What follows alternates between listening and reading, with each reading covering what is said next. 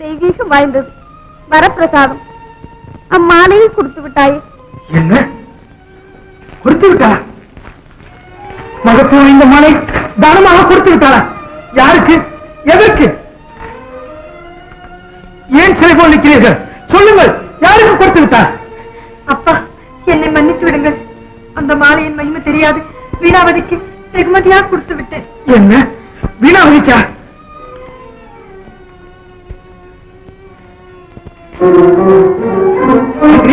உடனே நமது ஆட்களை அனுப்பி அம்மாலைக்கு 10 மடங்கு விலை கொண்ட விமானம் தருவதாக சொல்லி அருமை கொண்டு வாருங்கள். கொடுக்க தயங்கினால் அவளை கட்டி இழுத்து வாருங்கள்.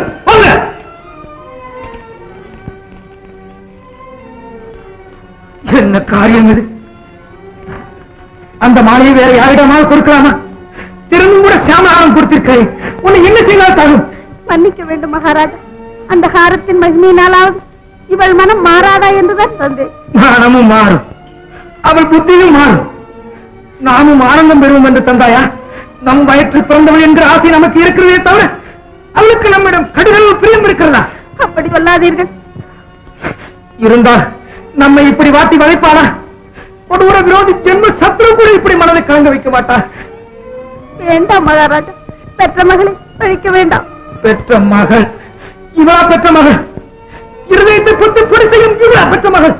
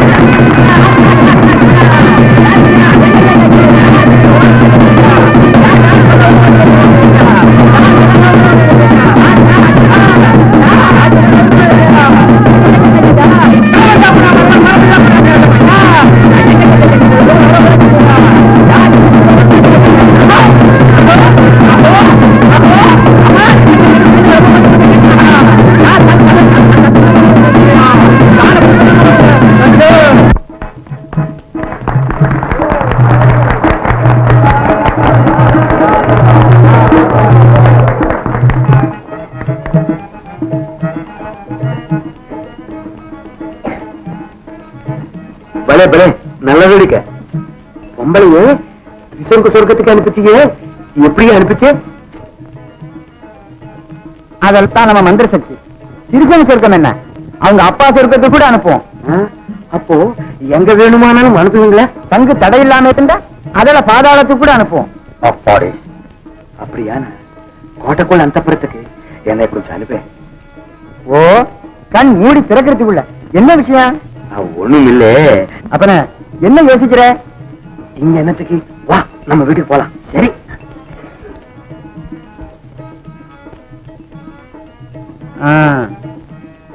இப்படி எல்லாம் அவசரப்படான நேரா அந்த ராஜகுமாரி விட்டு போய் கேட்டிருக்கலாமே. கஷ்டம் தான். அது அரை மணிக்குள்ள நான் வெளியிலே கிட்ட போகவே முடியாது, பேச முடியாது. பரவாயில்லை. சரி.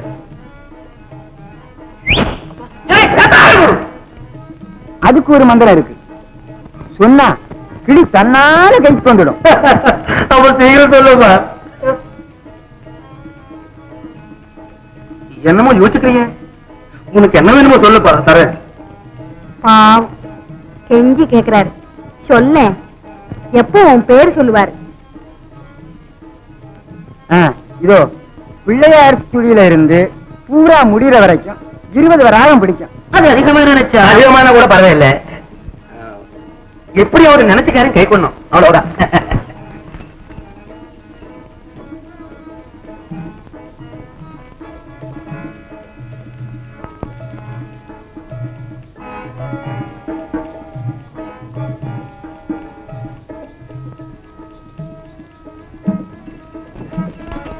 சாமி இதோ இந்த வேற வா லப்தனுக்கு தோப்பக்கு ஏ கண்ணு பாத்துக்கோ எப்பவும் நம்ம ராசியே தனி.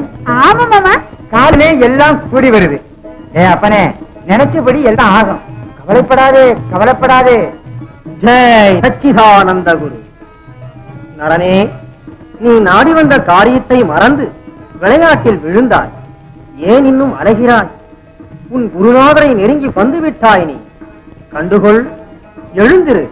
சிருங்காரத்தை டக்கென்று விட்டு உண்மையை தெரிந்து கொள்.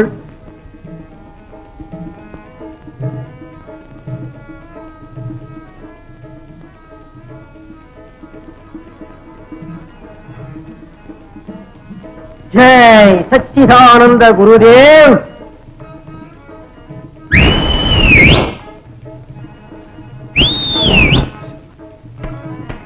வணக்கம் மகாத்மா, வணக்கம். இவ என் பொன்னம்மா. ஜெய்.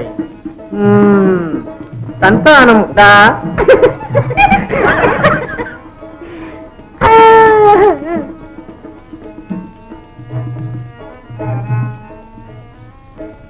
குருதேவா, காப்பாற்றணும் காப்பாற்றணும். ஜெய் சச்சிதானந்த குருதேவ். சுவாமி, இவரை விட நீங்களே பெரியவரா இருக்கீங்க. எனக்கு ஒரு சின்ன சகாயம் நீங்க தான் செய்து வைக்கணும். ஜெய் சச்சிதானந்த குரு. என்ன சகாயம்? விழு விழு, கால விழுந்து கும்பிடு. இவங்க பெரிய மந்திரவாதிங்க. மந்திரவாதியோ தந்திரவாதியோ, இவங்களோட உனக்கு என்ன வேணும்? என்ன வேலையா? எல்லாம் அந்த வேலைதான். மந்திரம் போட்டு ராஜ்குமாரியை கைக்குள்ள போட்டுக்கிறேன் பாரு. யாரு? யாராவது கிட்ட தூக்குல மாட்டுவாங்க. ஏமா ஏன் கல்யாணமே வேண்டாம்னு மறுத்துக்கிட்டு பொண்ணு கருப்படுத்தி கல்யாணம் பண்ணிக்கிட்டு தூக்கு போடுவாங்களா? சந்தோஷமா குதிச்சு கூத்தாடு கொண்டாடுவாங்க. தெரியுமா? அவள் பெயர் என்ன? பேரு சொன்னா சியாமலாதேவி. சியாமலாதேவி அந்த ராஜகுமாரி தானே? இல்லாத போன எனக்கு எதுக்கு?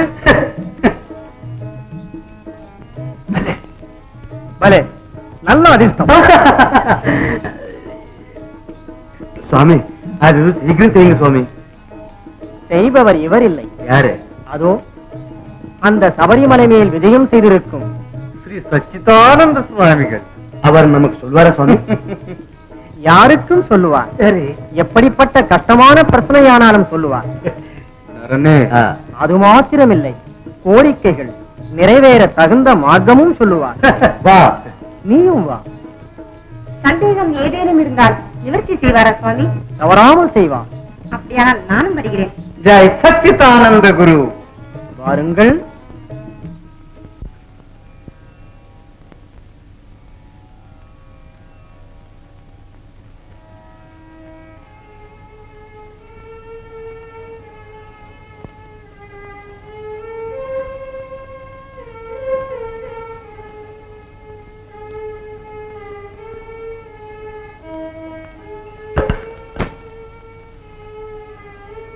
ஜெய் குருதேவா.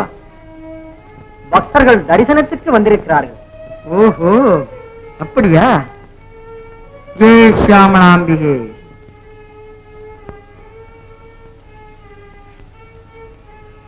இவரே ஹேமா. மகாத்மா, விண்ணப்பம் செய்து கொள். சுவாமி, ராஜகுமாரி சியாமலா தேவியின் தாதி நான். ஆமா சுவாமி. நீ ராஜகுமாரி தாதியா?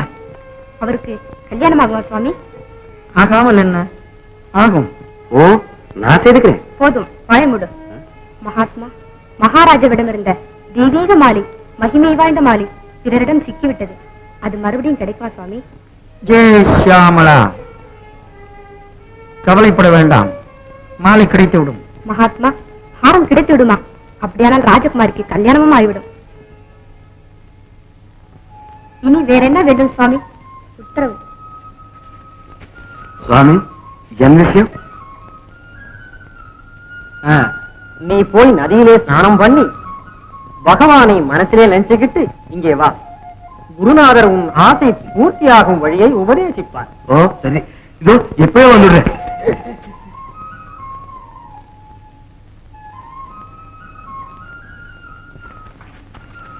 இவள் பெயர்தான் பொன்னம்மா, இவன் தான் தக்கு. தக்கா? ஆம் மகாராஜா, நமக்கு வேண்டிய நண்பன் மகாராஜா. மகாராஜா? இவர் மகாராஜாவானா? நீ என்ன மக்கு? மக்கு? நான் இவர் மந்திரி.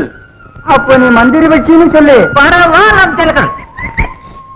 அது சரி, இந்த வேஷமெல்லாம் எதுக்கு? காரணமா தான், அப்புறம் சொல்றேன். தேவி தேவி, இளவரசியாருக்கு மனமும் ஆகுமா, மானம் கிடைக்குமா? என்ன இது ஜோசியமா? உண்மை மகாராஜா, மலை மீது உள்ள ஸ்ரீ சச்சிதானந்தா சுவாமிகள் சொன்னார்.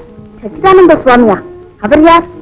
புதிதாக வந்திருக்கிறார் தேவி, பெரிய மகாத்மா, சொன்னது சொன்னபடி படிக்கிறது.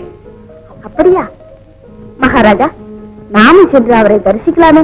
போதும், இந்நாட்டில் சுவாமிகளுக்கும் அவர்கள் இச்சக பேச்சுக்கும் பஞ்சமே. அப்படி படிக்காதீர்கள். சொன்னபடி நடந்தாலும் நடக்காவிட்டாலும் பெரிய மகான்கள் ஆட்சி பெறுவதில் தவறென்ன மகாராஜா? சரி, போகலாம். ஆமா, கல்யாணம் பண்ணிக்க ஆசைப்பட்டவங்க அழகா சொகுசா ஜம்முன்னு வேஷம் போட்டுக்கிட்டு இருப்பாங்களா, இல்ல காவி துணி உடுத்திக்கிட்டு சன்னியாசி வேஷம் போடுவாங்களா? வேற எந்த வேஷம் போட்டாலும் அந்த அம்மணி கண்ணால கூட பார்க்க மாட்டாளே, என்ன செய்யலாம்? அதுக்கு சன்னியாசி வேஷம் என்ன மட்டமா? மகாசூரனான அர்ஜுனனே சன்னியாசி வேஷம் போட்டிருக்காரு.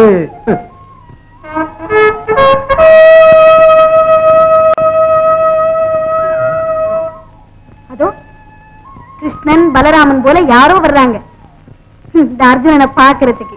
ஆமா, அவங்கதான். எழுந்திரு.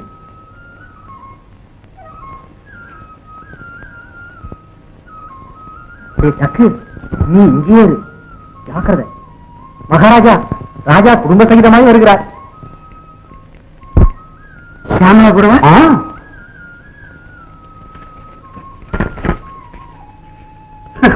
இதெல்லாம் என்னத்துக்கு மகாராஜா?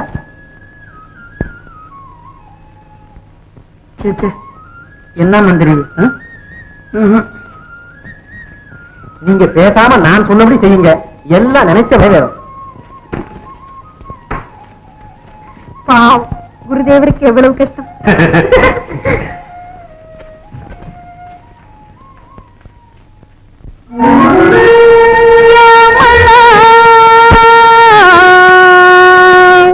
ஷியாமளா ஜீவப்பிரிய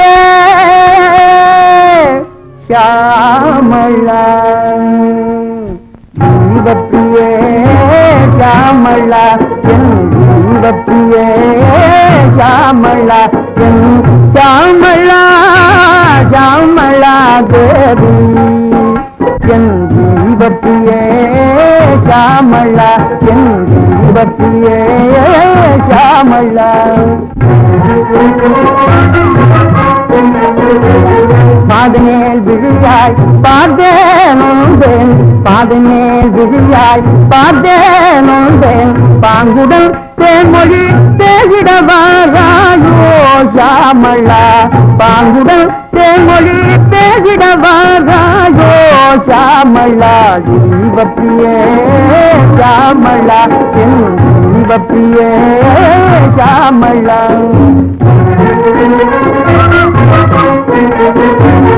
என்னை காண்பேன் இன்பமும் பெறுவேன், என்னை காண்பேன் இன்பமும் பெறுவேன், ஏற்கனவே தீர இறங்கிடுவாயே நீயே ஷியாமளா, ஏற்கனவே தீர இறங்கிடுவாயே நீயே ஷியாமளா, ஜீவப்பிரியே ஷியாமளா என் ஜீவப்பிரியே ஷியாமளா.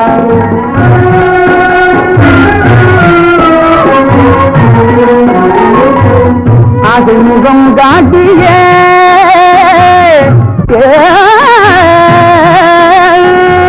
அது முகம் காட்டியே என் அல்லலை தவிராயோ,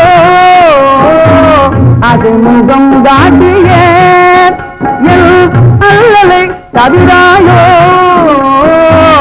ஆடி வந்து எங்கள் அன்பினை மேவி, ஆடி வந்து எங்கள் அன்பினை மேவி, ஆனந்தம் தாராயோ ஷியாமளா, ஆனந்தம் தாராயோ ஷியாமளா, ஷியாமளா தேவி என் ஜீவப்பிரியே ஷியாமளா என் ஜீவப்பிரியே ஷியாமளா என் ஷியாமளா ஷியாமளா தேவி என் ஜீவப்பிரியே ஷியாமளா என் ஜீவப்பிரியே ஷியாமளா என் ஷியாமளா.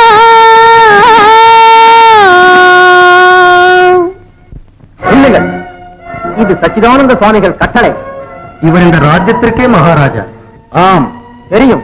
எங்கள் குருநாதருக்கு எல்லாம் தெரியும். தெரிந்தே தரிசனம் கொடுக்க கூடாது என்று கட்டளை போட்டிருக்கார். விபரீதம். இம்மாதிரி கட்டளைக்கு காரணம் என்னவோ?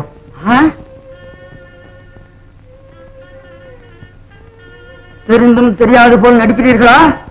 உண்மையாகவே எங்களுக்கு தெரியாது மகாத்மா.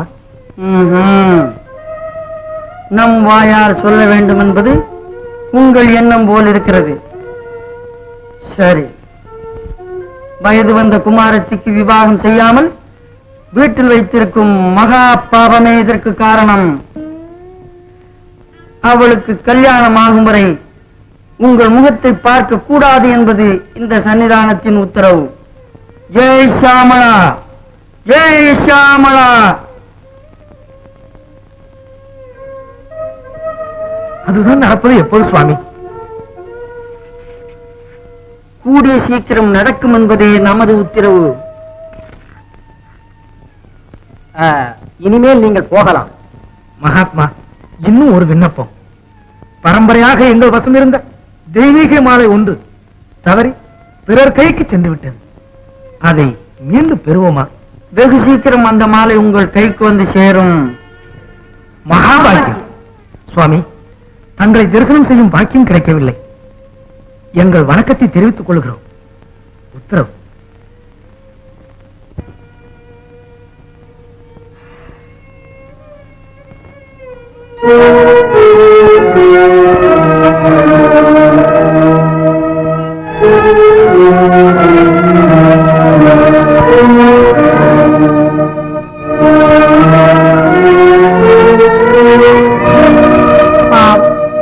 மான மரியாதையோடு வந்தார் மகாராஜா. மகாராஜாவானா நமக்கு என்ன? வாங்க போகலாம். வரேன்.